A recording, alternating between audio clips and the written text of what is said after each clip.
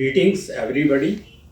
मैं आप सभी लोगों का त्रिशूल डिफेंस एकेडमी के यूट्यूब चैनल में स्वागत करता हूं।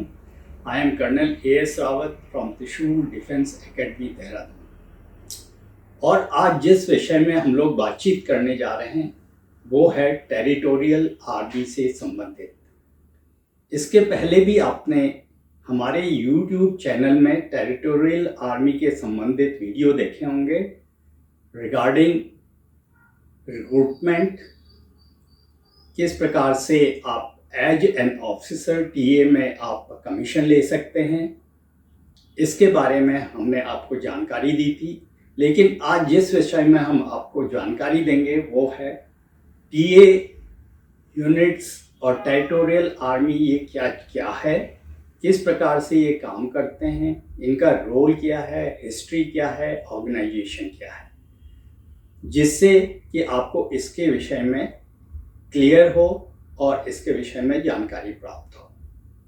सबसे पहले टेरिटोरियल आर्मी, इसको टेरियर्स के नाम से भी जाना जाता है और इनका जो मोटो है वो है सावधानी और शूरता, यानी कि vigilance and Waller. Territorial army एक ऐसा ऑर्गेनाइजेशन है कि जो कि पार्ट टाइम वॉलंटियर्स के द्वारा बनाया गया है और इंडियन आर्मी के सपोर्ट में ये काम करते हैं जब भी आवश्यकता हो। और जब ये एम्बॉडीड होते हैं या इंडियन आर्मी के सपोर्ट में काम करते हैं तो इनका रैंक स्ट्रक्चर, पे, पक्ष उसी प्रकार से है जैसे कि इंडियन आर्मी का होता है। तो समय पहले बात करते हैं इनकी हिस्ट्री के बारे में। यूँ तो टेरिटोरियल आर्मी किसी कुछ रूपों में हमारी स्वतंत्रता के पहले भी ऑपरेटिव थी। इसको शुरू में इंडियन डिफेंस फोर्सेस या इंडियन टेरिटोरियल फोर्सेस के नाम से जाना जाता था। लेकिन स्वतंत्रता के बाद पहली बार टेरिटोरियल आर्मी एक्ट के तहत 1948 में इसका गठन हुआ। इसके बाद 9 अक्टूबर 1949 में 1949 में जो स्वतंत्र भारत के पहले गवर्नर जनरल थे सी राजगोपालाचारी, उनके द्वारा टेरिटोरियल कैंप का उद्घाटन किया गया और यही वो दिन है 9 अक्टूबर का जिस दिन टेरिटोरियल आर्मी दिवस के रूप में मनाया जाता है।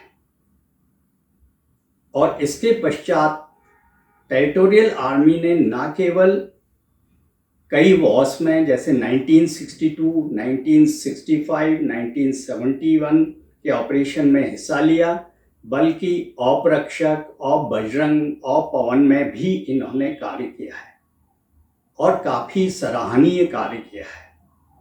तो ये मैंने आपको ब्रीफ में इनकी हिस्ट्री बताई। अभी जो इनका रोल है वो है इंडियन आर्मी के सपोर्ट में काम करना और जिसमें कि रेगुलर आर्मी को स्टैटिक ड्यूटी से रिलीव करते हैं, जिससे कि रेगुलर आर्मी आगे अपना काम कर सके। इसके अलावा सिविल एडमिनिस्ट्रेशन को कोई डिजास्टर के दौरान या मेंटेनेंस ऑफ एसेंशियल सर्विसेज के लिए भी ये मदद करते हैं। इसके अलावा अगर ज़रूरत पड़ती है तो रेगुलर आर्मी को भी ये टीए इन्फेंट्री बटालियन और बाकी की यूनिटें भी सहयोग के लिए देते हैं।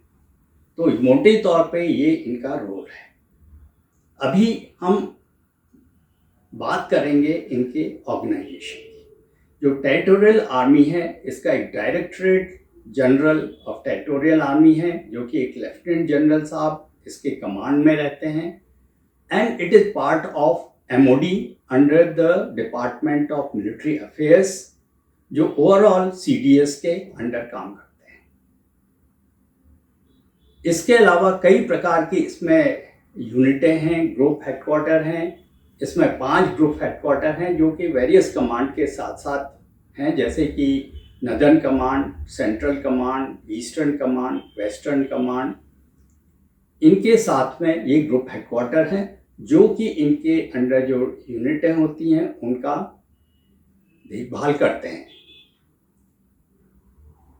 जहाँ तक यूनिटों का सवाल है, टेरिटोरियल आर्मी में दो तरह की यूनिटें होती हैं। एक होती है डिपार्टमेंटल यूनिट्स और एक होती है non departmental units. As far as departmental units are concern, they are affiliated to like ONGC, जिसमें Bharat petroleum, Indian oil corporation, Hindustan petroleum, इनकी अपनी टीए हैं जो कि वक्त पड़ने पे इनको इम्बॉडिड किया जाता है।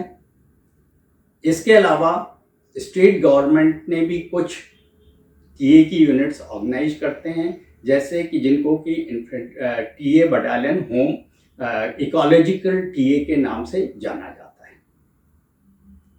इसके अलावा जो नॉन डिपार्टमेंटल यूनिट्स हैं उसमें इन्फेंट्री बटालियंस है टीए की, इंजीनियर्स यूनिट हैं और कुछ होम एंड हर्थ की इन्फेंट्री बटालियंस हैं, जिसके बारे में आपको मैं थोड़ा बाद में बताऊंगा।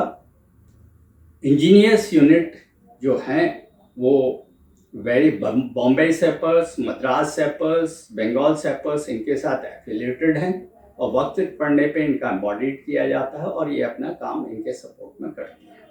जहाँ तक होम एंड हर्थ का सवाल है, ये son of the soil policy के अंडर बनाई गई है। यानी कि जैसे अगर JNK की होम एंड अर्थ की बटालियन है तो उसमें रिक्रूटमेंट उसी प्रदेश से होगा, जिससे कि वहाँ के लोग उसमें और जोर से काम कर सकें, क्योंकि उसी तरह के लोगों का, उसी तरह के जनता का वहाँ पे रिक्रूटमेंट किया जा रहा है जो कि उसी प्रोविंस से बिलोंग करते हैं, इसलिए वो उसमें ज़्यादातर अच्छे तरीके से काम करेंगे, ये माना जाता है। इसी प्रकार जैसे बंगाल में है या राजस्थान में है, जो होम एंड हर्थ बटालियंस हैं वो वहीं के लोगों का वहाँ पे रिक्रूटमेंट किया जाता है। इसके अलावा इन्फेंट्री बटालियन टीए हैं जो कि कई प्रकार के काम करती हैं। जब एम्बॉडीड होती हैं ये इन्फेंट्री रेगुलर आर्मी के सपोर्ट में काम करती हैं। किस प्रकार का काम करती हैं ये आगे मैं आपको बताऊंगा। अभी जो इन्फेंट्री बटालियन इकोलॉजिकल की बात की थी मैंने, ये वो यूनिट्स हैं जो कि सॉयल कंजर्वेशन, प्लांटेशन, इस प्रकार का काम करती हैं। आपने सुना होगा किस प्रकार से इन्होंने उत्तराखंड में मसूरी में जो लाइमस्टोन माइनिंग का एरिया था उसको इम्प्रूव किया है। राजस्थान में कई हजारों लाखों इन्होंने सैपलिंग्स लगाई हैं और प्लांटेशन का काम किया है। इसके अलावा देश के बाकी भी भागों में इन्होंने काम किया है। अभी जो इनका एक्टिविटीज़ है वो किस प्रकार का है, अभी मैं ये क्लियर यहाँ पे कर देना चाहता हूँ कि जो कि by law, by 1948 territorial army का जो लॉ है उसके हिसाब से they are very much part of the Indian army. अभी इनके काम करने, किस प्रकार से काम करते हैं और क्या काम करते हैं, इसको बताने से पहले मैं आपको एम्बॉडीमेंट के बारे में बता देना चाहूँगा। एम्बॉडीमेंट तब होता है जबकि इनकी किसी विशेष कार्य के लिए आवश्यकता होती है। फॉर एग्जाम्पल, अगर JNK में किसी टीए इन्फेंट्री बटालियन की ज़रूरत है तो इनका जहाँ भी हेडक्वार्टर होता है वहाँ पे इनका न्यूक्लियस मौजूद रहता है, जिसमें ऑफिसर्स जो कि रेगुलर आर्मी से होते हैं, 30 से 40 तक जवान जो कि रेगुलर आर्मी से होते हैं पहले से ही मौजूद रहते हैं। आवश्यकता पड़ने पे इस बटालियन का एम्बॉडीमेंट किया जाता है, जिसमें कि ये उन सभी लोगों को वापस बुलाते हैं जो कि इनके रोल में होते हैं, रिजर्व में होते हैं, उनका ट्रेनिंग शुरू की जाती है। ज़रूरत पड़ने पे नया रिक्रूटमेंट भी किया जाता है और इनकी ट्रेनिंग की जाती है। जब यूनिट अपने एक दिए हुए समय के अंदर अपना एम्बॉडीमेंट पूरा कर लेती है तब ये अपने कार्य के लिए उस जगह पे जाते हैं जहाँ पे इनका जाना नियत है और वहाँ पे रेगुलर आर्मी के सपोर्ट में या उनके अंडर काम करते हैं। अब किस प्रकार का ये काम करते हैं, infantry battalion TA for example अगर JNK में जाएं या किसी और एरिया में जाएं तो ये किसी बड़े ऑर्डिनेंस डिपो हैं, उनकी जो सुरक्षा का काम लेते हैं, किसी कैंटोनमेंट एरिया है वहाँ के सुरक्षा का काम लेते हैं, वहाँ से रेगुलर आर्मी को रिलीव करते हैं। जैसे लाइन ऑफ कम्युनिकेशन ड्यूटी है वो करते हैं, उसमें रेगुलर आर्मी को रिलीव किया जाता है, जिसे कि हम लूजली हम रोड ओपनिंग भी कह लेते हैं। लाइन ऑफ कम्युनिकेशन की सिक्योरिटी में भी ये काम करते हैं। तो ये काफ़ी एक जिम्मेवारी का काम होता है और इसमें ट्रेनिंग और इनका जो ऑर्गेनाइजेशन है उसी प्रकार से है कि अपना काम को पूरा कर सके। बता चुका हूँ। आखिर में मैं आपको एक बात क्लियर करना चाहता हूँ कि ये एक फुल टाइम जॉब नहीं है, ये एक पार्ट टाइम जॉब है, जिसमें कि अपने ये जितने भी ऑफिसर्स जवान जो कि टीए के उस बटालियन के रोल में हैं, ये अपना अपना सिविल में जहाँ पे भी है अपनी नौकरी करते हैं, अपना काम करते हैं।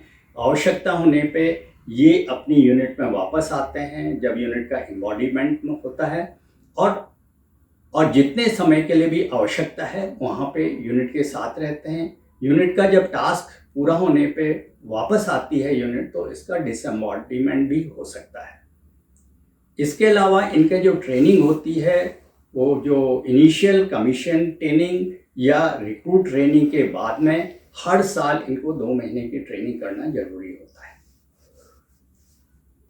जब ये रेगुलर आर्मी के साथ में काम करते हैं या एम्बॉडीड होते हैं तो इनका पे, पर्क्स, रैंक स्ट्रक्चर उसी प्रकार का होता है जैसे रेगुलर आर्मी का होता है। तो I hope whatever I told you today, it is of some use to you, and you can make up your mind in joining about joining Territorial Army. Thank you very much. See you next time. जहां बनते हैं देश के गौरव, India का एकमात्र ऐसा coaching institute जहां cadets को ट्रेन किया जाता है आने वाले डिफेंस एग्जाम के अनुसार। अगर आपका भी सपना है भारतीय सेना में शामिल होकर देश की सेवा करने का, तो आज ही ज्वाइन करें त्रिशूल डिफेंस एकेडमी।